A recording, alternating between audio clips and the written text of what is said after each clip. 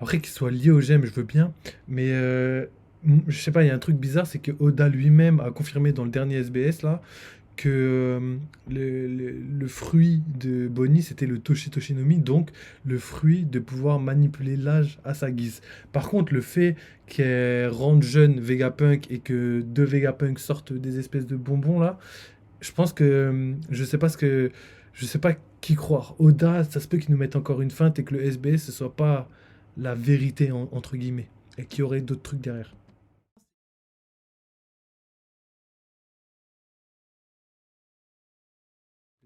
Moins touchant, un peu plus flippant, c'est que Kuma, il se rend compte qu'il lui reste très peu d'années à vivre du coup à cette Bonnie et que les choses vont devoir s'accélérer très vite. Lorsque les 10 ans de Bonnie vont sonner, lui, il doit tout faire pour essayer de trouver quelque chose pour la soigner, un petit peu comme on disait avec Corazon et l'eau. Pour ça, il a besoin potentiellement d'un fruit du démon qui serait salvateur. Ce fruit du démon, ça pourrait être la marchandise, le chantage que pourrait offrir le gouvernement mondial à Kuma. Et ça expliquerait alors pourquoi Kuma va du coup devenir très rapidement Shishibukai à la solde du gouvernement, va également après devenir l'esclave invincible de Marie-Joise, et ça nous rappelle la première introduction de Kuma dans l'œuvre par un personnage, c'était par Gecko Moria qui disait: Kuma, tu es le seul Shishibukai qui répond véritablement aux ordres du Gorosei et du gouvernement mondial, ils doivent être super contents de t'avoir sous la main. Et ça au début on se disait: oh, le vilain garçon, ça c'est un vrai méchant lèche-cul là, il doit trop être chiant, alors qu'en réalité non, c'est parce C'est que la personne la plus c'était gentille. littéralement du chantage. Ça nous rappelle également le moment où il doit exterminer les Mugiwara sur Thriller Bark, c'était le Gorosei en personne qui l'appelait et qui disait: très bien monsieur, pas de souci monsieur, je le fais très vite. Il n'avait que très peu de temps pour soigner sa fille et potentiellement offrir le fruit qui allait lui sauver la vie, le fruit de l'âge. Un fruit qui se matérialise pas exclusivement par le fait que vous pouvez changer d'âge, mais qui en réalité est aussi le fruit des gemmes. On vous en parlait il y a des mois en arrière. Des Ce gemmes. fruit, lorsque vous voulez rendre quelqu'un plus vieux, vous allez enlever une certaine quantité de gemmes ou lui en rajouter, ce qui permet à Bonnie de créer des avenirs alternatifs.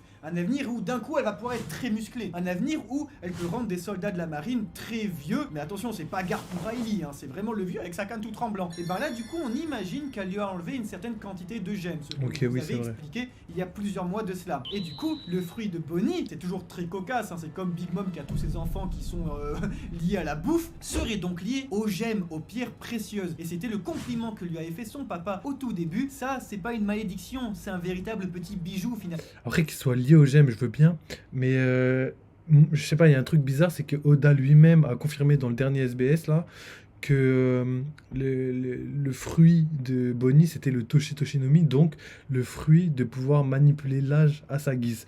Par contre, le fait qu'elle rende jeune Vegapunk et que deux Vegapunk sortent des espèces de bonbons là, je pense que je sais pas qui croire. Oda, ça se peut qu'ils nous mettent encore une feinte et que le SBS ce soit pas la vérité entre guillemets et qu'il y aurait d'autres trucs derrière.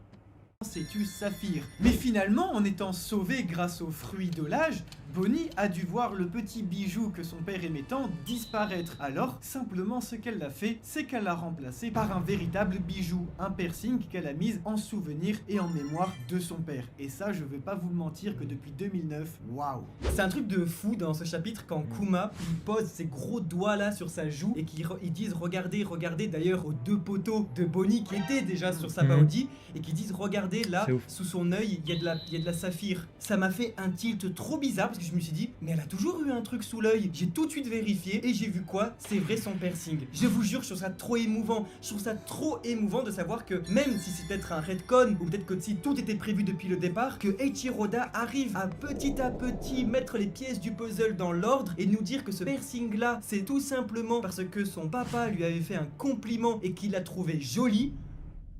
Oh, c'est pour me buter, c'est pour me buter et le cette plus, histoire. c'est que le plus flippant, c'est Oh. de se dire que du coup, les deux pélos qui ont grandi et qui avaient en réalité l'âge de Jenny, qui du coup connaissaient très bien sa mère, Oh. ils ont pris une barque comme des pélos Je là. suis sûr qu'en plus Kuma, bah, il va leur dire là, tu sais, je peux compter sur vous et que eux, tu sais, vraiment Oui, ils oui. fassent ouais, quoi, capitaine et tout, et que du coup, et eux, ils l'ont vu grandir et quand on voit Bonnie attaquer Zoro, en tout cas le défendre du Tenryubito, c'était son véritable âge et tout ce passé qu'on est en train de découvrir nous maintenant, elle c'était très récent. ouais, voilà, et c'est un truc de fou parce que fou. c'est ce qu'on vous disait déjà avec le drame de Momonosuke lorsqu'il disait ah ben moi j'ai rencontré Roger, c'était il y a pas si longtemps. Nous dans notre tête jusque là, elle avait perdu Kuma, mais c'était il y a au moins une décennie.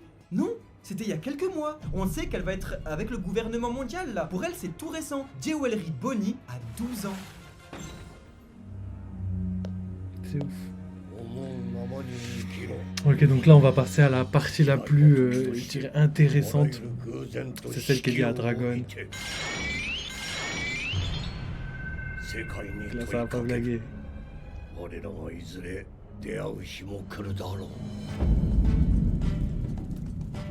Si d'un certain côté il y a la vie intime de Kuma avec Bonnie, de l'autre côté il y a sa vie, dirons-nous, professionnelle avec l'armée révolutionnaire. Son activité principale à Kuma, à côté de soigner les gens en tant que prêtre, c'était bien de libérer les gens grâce à Monkey D. Dragon. Et ça permet un découpage incroyable entre lui qui dégomme tout le monde sur des pays et qui après se douche avec sa fille pour un truc. Ils l'ont fait exprès en plus, je Et sais qu'Oda il l'a Kuroda fait exprès. garde une certaine cohérence envers son personnage qu'on voit perdre son sourire. Rappelez-vous, lorsqu'on voyait Kuma tout ce temps, il n'avait jamais de sourire. C'est un personnage qui tirait la tronche. Et on le voyait déjà il y a 13 ans à Goa, lors de la libération du Grey Terminal, il tirait la tronche. Et bien on l'apprend pourquoi maintenant. On apprend que c'est parce que Ginny avait disparu à ce moment-là. Et Dragon dit alors quelque chose de très intéressant, c'est qu'il a le bras long, c'est qu'il va aider Kuma à trouver des médecins parce qu'il faut vivre sans regret. C'était exactement la même chose qu'il lui disait lorsque Kuma rentrait dans l'armée révolutionnaire. Tu nous rejoins, tu ne vas pas le regretter. Tu nous quittes, tu ne vas pas le regretter. C'est très intéressant de la part d'Eiichiro Oda de créer une nouvelle fois une dichotomie entre le père et le fils, entre Dragon et Monkey D. Garp, lui qui va vivre au contraire toute sa vie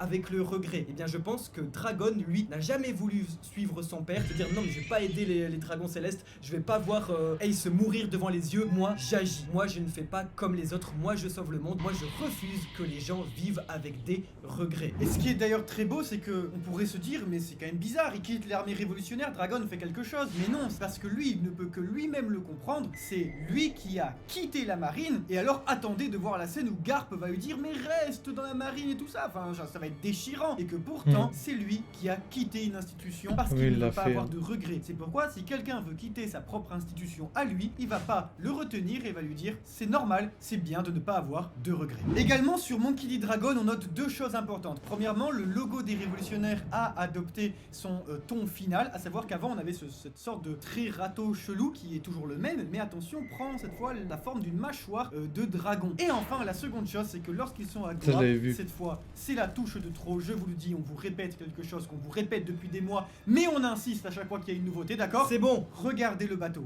C'est un bateau escape game? C'est un bateau Halloween? C'est quoi cette histoire? Pourquoi il est peint tout en noir? Je suis désolé, Dragon, c'est le mec à la brûlure, le bateau, il est tout en noir, c'est lui qui a le dernier rod polyglyphe, regardez-moi ça, c'est le seul bateau de tout One Piece qu'Eiichiro Oda prend du temps à ancrer. Et dans un chapitre, écoutez-moi bien, qu'il n'a pas réussi à finir à ancrer, ça en dit très long. Mais alors cependant il y aurait quelque chose qu'on pourrait reprocher au chef de la révolution, c'est de tout simplement ne pas avoir agi pour sauver Ginny, ne pas s'être vengé. Lorsqu'on voit la haine de la révolution envers les dragons célestes, on se dit mais attendez, Ginny c'était pas n'importe qui, c'était quand même une des 4 commandantes de l'armée révolutionnaire, la commandante de l'Est. Lorsqu'on touche au clan, on se venge, et c'est bizarre, c'est vrai, on peut s'indigner, on peut se dire mais Dragon, qu'est-ce que tu fous? Ton fils lui, lorsque Nico Robin a été capturé, il a pas hésité lui, il est allé détruire des îles entières, il est allé sur Enies Lobby, il a dit on touche pas à l'équipe ici. Alors pourquoi Dragon se retient? C'est ça qui est très intéressant. Pourquoi Monkey D. Dragon ne se venge pas? C'est vrai, depuis toutes ces années, si on voit bien Monkey D. Dragon faire quelque chose, c'est suer, c'est tout simplement transpirer, c'est serrer les dents. Cependant, ce qu'il faut comprendre les amis, c'est que Monkey D. Dragon, comparé à son père et à son fils, lui il a un cerveau, d'accord? Et il ne souhaite pas juste se venger, il veut changer le monde. Monkey D. Dragon, c'est quelqu'un de réfléchi. Monkey D. Dragon, c'est quelqu'un qui a un plan. Et alors, on ne fait pas tomber le gouvernement mondial sur un coup de tête. Et ça, il le sait très bien. Cette différence de caractère entre le père et le fils, on pouvait également la retrouver au chapitre 1060, où Luffy, pour sauver Vivi, décidait d'aller attaquer Marie-Joise. Mais Zoro l'en dissuadait, car on n'attaque jamais le gouvernement mondial et la marine de front. Au final, même les plus grands, même les empereurs s'y sont cassés les dents. Ce qu'il faut mener, c'est donc une guerre politique, et Dragon l'a très bien compris en faisant la révolution dans 8 pays différents, empêchant donc Marie-Joise de recevoir ses tribus célestes et donc d'être sous un véritable siège. Ne vous inquiétez pas, Dragon, c'est le papa du protagoniste principal de One Piece. Croyez-moi, il va faire du sale. Et plus on attend dans une logique Neketsu shonen, plus il va y avoir du spectacle. Je le dis à chaque fois. que, alors, c'est une théorie connue depuis des années, Dragon ne va pas instaurer l'ordre 66 dans One Piece. Nouvelle ref à Star Wars. Nouvelle ref à Star Wars où les clones se rebellent contre la République et passent du côté des méchants, du côté de l'Empire. Un ordre caché implanté dans les clones à leur création par l'empereur Palpatine. Vous voyez où on veut en venir. On sait très bien que Vegapunk et Dragon sont amis. On sait très bien que Vegapunk est celui qui a modifié le corps de Kuma et surtout celui qui l'a cloné en pacifista. Depuis l'arc d'Egghead Island, nous apprenons que pour contrôler les pacifistas, il y a une hiérarchie de commandes, de Sentomaru jusqu'au Golosei en passant par les amiraux, les agents du Cypherpole et Stella et ses satellites. Mais est-ce que, au final, sans même le savoir, au-dessus de toute cette hiérarchie de commandes, au-dessus même du Golosei, il n'y aurait pas Monkey D. Dragon? Rappelez-vous, sur Egghead Island, il y a 50 pacifistas Mark III, les tout derniers modèles indestructibles, qui passent malheureusement sous le contrôle de Saturne une fois arrivés sur l'île. Mais ça, c'était peut-être avant l'arrivée de Monkey D. Dragon. Ne croyez pas que cet homme va rester les bras croisés après avoir perdu tant de personnes qui l'aiment. Monkey D. Dragon est apparu pour la première fois dans One Piece au chapitre 100. Il nous l'avait promis, il est celui Ça aussi, on l'avait déjà dit. changera le monde. 1000 chapitres pile plus tard après sa première apparition, Monkey D. Dragon viendrait enfin tenir sa promesse.